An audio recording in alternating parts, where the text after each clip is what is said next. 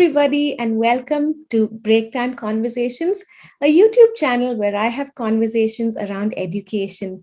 I have been a teacher almost all my life, and education fascinates me. And along this wonderful journey of mine, I have met so many interesting and inspiring people. And so I decided to document my conversations with them here so that you too can hear their stories and the amazing work that they do. Today, I'm here with a dear friend, Malathy Krishnan.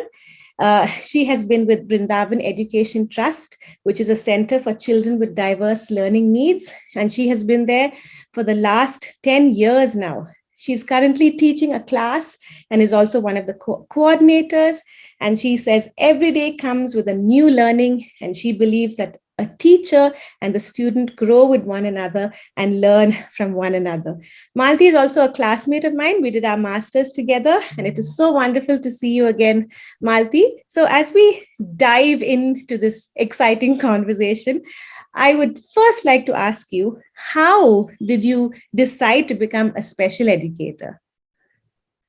Hi, Anupa. Hi. As always, lovely to see you and lovely to see you with that big smile. That's how I always remember you. How did I don't know the answer to this question, Anupa. I took a sabbatical because I was a corporate trainer, and there's no way I could travel with my older son being in 12th. My husband was also traveling quite often. And I took a sabbatical, and somewhere I wanted to do something. And it just happened. Someone said, why don't you volunteer at a school? And it was a person who was doing homeschooling. And there I met a child who was diagnosed with ADHD. And one day he said, ma'am, I am actually useless. I don't think I can do anything right. And he was giving answers to many of the questions that we had, and his conversations were very interesting. And I said, something needs to be done here. And there started my journey. And there's no looking back. Wow. And you know what? I can't imagine you doing anything else. You are just so good at what you do. Thank you. So, as a special educator, what do you think? Like, I know you just jumped into it. So, for some, Right. what do you think you need to have to be a special educator? What are the traits? What are the characteristics? I think there's in no order of priority. One is a sense of humor.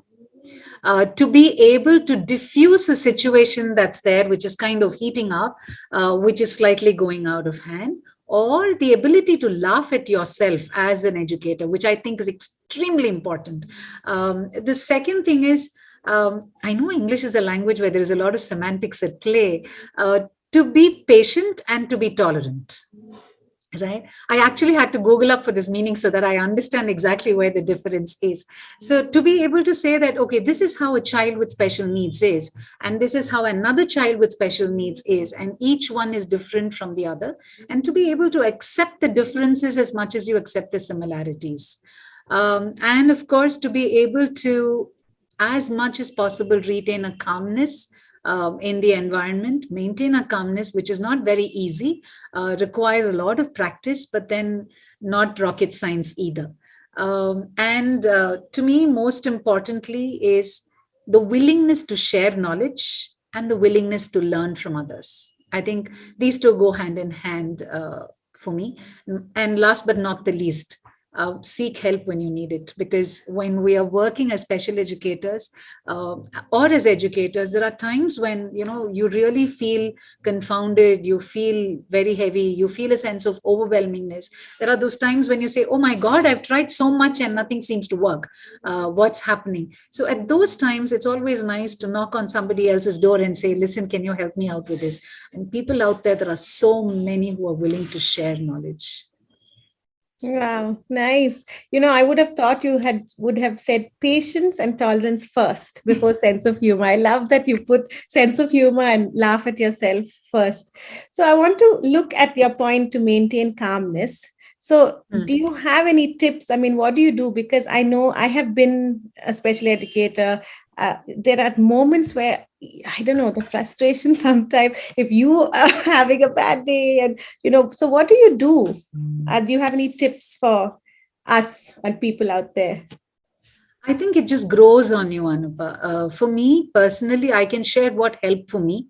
I think I observe people a lot, and I keep watching to see how people handle a certain situation, and I learn from there. And I also realize I think that's where the patience and tolerance go hand in hand. When I'm able to accept the other person as they are, with whatever are their strengths and limitations, somewhere I think I realized that I can't push the boundary beyond this. I can't really make them do what they are not able to do or they're finding it difficult to do. I think when that acceptance steps in, somewhere you're accommodative in nature. And you realize that, okay, I would rather wait for this to happen. It may not happen today, it may happen tomorrow, but I guess time can wait. So it's fine. And it's something that grows on you. It's something that you keep building on an everyday basis. It's not something that happens overnight. Hmm. So do you feel like this calmness is different for you, like in the classroom and outside of the classroom? I mean, Oh, yes. yeah. Oh, yes. You ask my boys and say, Amma is very calm. They will say, no way, that doesn't happen. So not very different, but yes, I think at home you can take certain luxuries and certain privileges, but when you step out, you automatically change. Yeah. So from what I understand from all that you're saying, I think all these 5 points that you've given us, it all ties into one another, right? They're not just Correct. standalone. You have to have them all together working at play with one Absolutely. another, right? Absolutely. Absolutely. Do you And have to a me, the sense of humor is what for me is very, very important. I would just like to, this is Yeah, one please. example that I I wanted love to to ask you, share. give us some examples. So there was this, I think this was about 3, 4 years back. There was this 13-year-old in the class. And at that time, that year, I was teaching English. And so I had asked him, I'd given the class a set of adjectives, and I said, make sentences with it and come. And this was their homework. So this kid comes the next day, and I open very happily and excitedly to see what the sentence is. He's picked up the word ugly. Okay. And his sentence was, my teacher, Malathy ma'am, is an ugly looking teacher. I gasped when I saw that. I said, what? I mean, this is the first one for me. Not that people have said you're looking beautiful all the time, but this was like, why did you even write this sentence? So I went for a moment, I gasped, and then I said, okay, let me see what happens. And then 2 days later, I gave them another set of adjectives and I said, make another sentence. He wrote a sentence for beautiful, and he said, my teacher, Malathy ma'am, is a beautiful looking teacher. I said, okay, not bad. Oh, And that's when I realized, if you look at it from a grammatical accuracy, there's nothing wrong with the sentence per se, right? The sentence is grammatically accurate. Yes, it may be much lesser words than what he could write, but then it makes grammatically right sentence. And for me it was, can I laugh at this and say this is what he's written, and admire him for what he's written? So I went back and I said, I asked another teacher who was with me, I said, find out from him what made him write this sentence. Anupa, children can be so smart, so smart. This kid said, ma'am, I go to this tuition in the evening. No, that teacher told me to write. I am like, no, he doesn't go for written expression. He goes for something else. So he wanted to actually make sure that he doesn't get into a problem because he's written Malathy ma'am is an ugly looking teacher. So he quickly said, I went to, tuition. So there they told me. But then if you're able to smile at it and say it's okay, because he did come back and say, are you angry because I wrote that? And so he's aware that I'm likely to get angry. I am aware, that's where the patience comes in and the acceptance.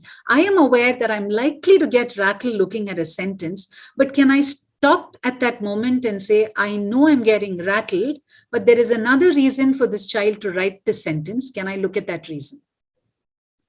And when I look at the background of the other person and the baggage of that other person, then I think somewhere that patience does step in. And for that, as a special educator, I need to stop, I need to be aware, and I need to be able to also handle my emotions in case it's going a little awry. oh. That's beautiful. I was going to ask you for an example, and I'm glad you shared that. That was lovely. So, Malathy, if you had to do anything else, if you could choose to do anything else, would you choose another profession, or would it be At this just to be point a in time, special? no. No, yeah, it's so At this rewarding, point right? in time, no. It That's is rewarding, and I think I have to mention this. One, it's very rewarding. Two, if I may, I think Brindavan as a center has given a lot of freedom to for us to be what we are. Yes, there is a framework, there is a structure that all of us can have to, in any organization you need to fit into a structure, but there is so much of freedom around. There is so much of sharing of knowledge that is there. You don't feel threatened. You don't feel that you're kind of uh, uh, you don't feel a little claustrophobic, nothing. So I think that has helped me personally to a large extent to be where I am, because it's a wonderful team, it's a wonderful set of people, and it's truly amazing. That's so nice. That's so important. I think that freedom as a teacher and for the student also, I think an atmosphere Absolutely. of creative freedom is so important. Thank you, Malathy. Absolutely. So, as we end the conversation, would you have a word of advice for all special educators out there? Be the person you are and enjoy every day and enjoy your learning with the children that you are with. And I heard this very recently, Anupa. Just wanted to share it for 1 minute. Very recently, we had a webinar where we jointly, Brindavan Education Trust and Mitra for Life, had a webinar on self advocacy. And there, one of the for me takeaways was 3 A's, which is awareness, acceptance, and advocacy. So, as a teacher, am I aware of myself, my strengths and limitations? Can I make the child aware of themselves? Can I accept myself for the person I am and accept the child for what he or she is? Can I advocate for myself as what I am as a special educator and help the child advocate for himself or herself? And if we can do that, I think we have a great journey to walk through. That's beautiful. Say that again. Awareness, Awareness, acceptance, and advocacy. advocacy. That is such a lovely message to end with. Malathy, thank you so much. And I look forward to interacting with you more and more. And a Thank big you. hi to your students. And may you have many more wonderful moments of laughter and fun and learning with them. Thank you so much, Anupa. It's been great having this conversation with you, and truly a super idea to actually have such an initiative. All the very best to you too. Thanks, Malathy. And bye for Thank now. you. Bye bye.